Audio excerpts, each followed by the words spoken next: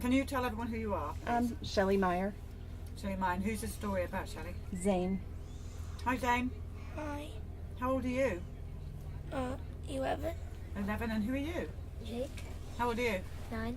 Okay, great. Let's hear the story. Well, start out when I was pregnant with Zane, and I can remember I was listening to the Today Show in my car on the way to work, and I heard him say that pregnant women should all get a flu shot. So I went to my midwife appointment that day, and I asked for a flu shot, and luckily my midwife was smart enough to say, You asked for one? I asked for one when I was pregnant with my first child, yeah. Because what was going through your head? Well, I just heard it on the Today Show. They said all pregnant women should get a flu shot, so I listened to the mainstream media. Wow. So they saved me from that one. So then on into my pregnancy, I took a lot of Tylenol because that is safe to take when you're pregnant, supposedly. What did you take it for? My back. I had a lot of back pain. I have a lot of back problems. So Who told you to take Tylenol when you were pregnant? my midwife. Which they tell everybody that. You know, if you have to take something, you take Tylenol. Well, now, you know, of course I know how bad Tylenol is for detoxification. So anyway, so that was my pregnancy. And then I had him. We were going to do hypnobirthing, so we were on the natural path. So we own a nutrition store, so we're into healthy stuff, but we were still more mainstream. We didn't know anything, you know, down this rabbit hole yet. So he was born, and at 3 weeks old, I took him to his first chiropractor appointment. And the chiropractor, she was a pediatric chiropractor. She looked me in the eyes and she said, don't vaccinate him. It causes autism. And she gave me a website to look up, and I looked it up, talked to my husband about it. I did not do much research. I didn't even know how to do research then. We asked some friends. Everybody we asked said, oh, I know somebody that happened to. So this is back in 2005. So we decided we're not going to vaccinate him. But I really did not do any research other than asking people. So I went into his 2-month checkup at the pediatrician. And I said, we're not vaccinating. It's against my religion. I knew enough to know that was how you get out of having to vaccinate. So they made me sign a waiver that said, basically, this is what I remember. I'm a horrible mother. I'm not protecting my child. He's probably going to die from a vaccine-preventable disease, and every other kid that's around him could die because I didn't vaccinate him. So that was, I signed it. Didn't know I shouldn't sign it, but it stuck in my head for the next 2 months. And then at his 4-month visit, I asked the pediatrician about vaccines and autism, and I got a 45-minute lecture about how wonderful they are, how safe and effective they are. It's amazing how they've got time for their patients when it comes to that, when they haven't got time to do the history. Right. Okay. So it was that whole canned speech that we've all heard a million times.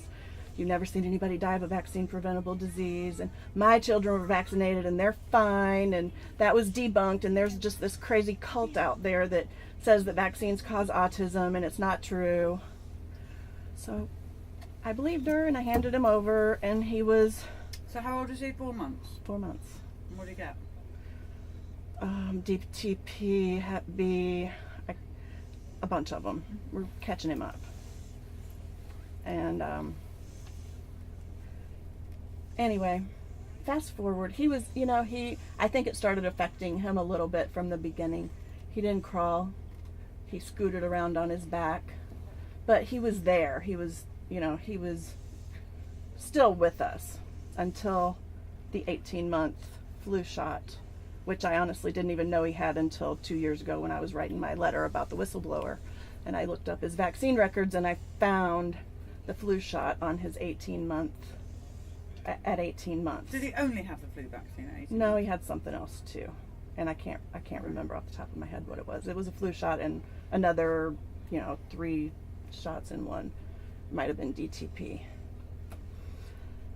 Also, when I looked back on his medical records, he had taken Tylenol before a couple of rounds of vaccines. So, of What course. he told to do. Right. So at 18 months old, that is when we lost him.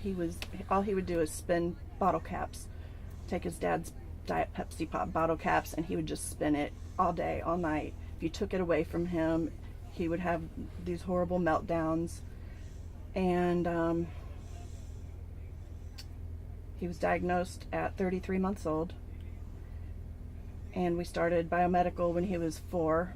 And we've been doing that, the diet, the supplements, the chelation.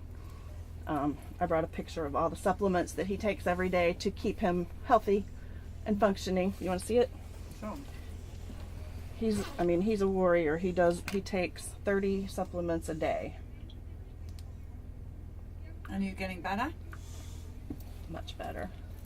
I mean, he couldn't answer a yes or no question when he was 4, 5, 6 years old. He was gone. He was completely in his own world. And how do you feel now? Good. You feel good? Yeah. Good, very pleased. I just want to go home. Oh, and you are. You're going to go home right now. Okay. The Dolphin Story of a Dreamer. I watched it. That's the sort of thing Billy would say. In fact, Billy went a bit further than I just want to go home. Alright, listen guys, it was lovely to speak to you all. Thank you so much for what you're doing. It's making a difference. Hello. Well, we're just really sorry this happened. We're sorry about the bullying, sorry about the lying, sorry about it all. Now no vaccines for you. No, I got some.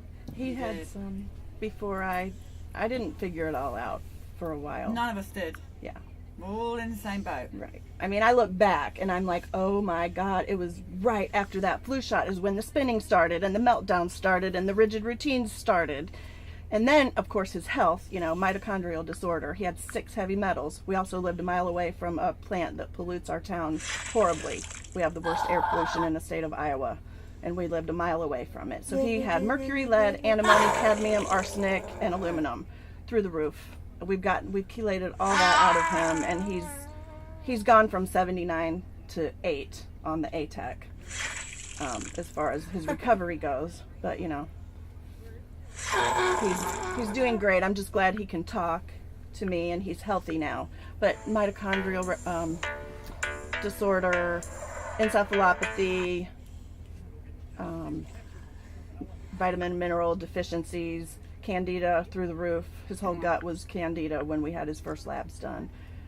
We've reversed every health issue, or we're managing it, I guess, with our Band-Aids. But, we have my mom who shares expenses with us. She lives in the basement.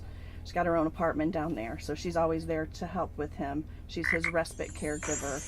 And if it wasn't for her, we have to share expenses with my mom so we can afford all these supplements and diet and everything that we have to do with him, on top of all the mainstream therapies that he's graduated from. He spent his whole childhood going to ABA, OT, PT, speech. Every day you go to school all day. After school you go to therapy, and then turn that down, honey. It's okay. And after school therapy, and that went on until he was 9 years old, until he finally graduated from all of his therapies. But the amount of money that we have to spend to keep him healthy, and I wouldn't have it any other way, and I thank God that we are able to do that, because I have so many friends that can't afford the diet and the supplements, and it breaks my heart. It is really sad. So we've been fortunate. I've had angels everywhere giving me the right answers, meeting the right people who led me to ways to heal him. So that's wonderful. Thank you so much. Thank you.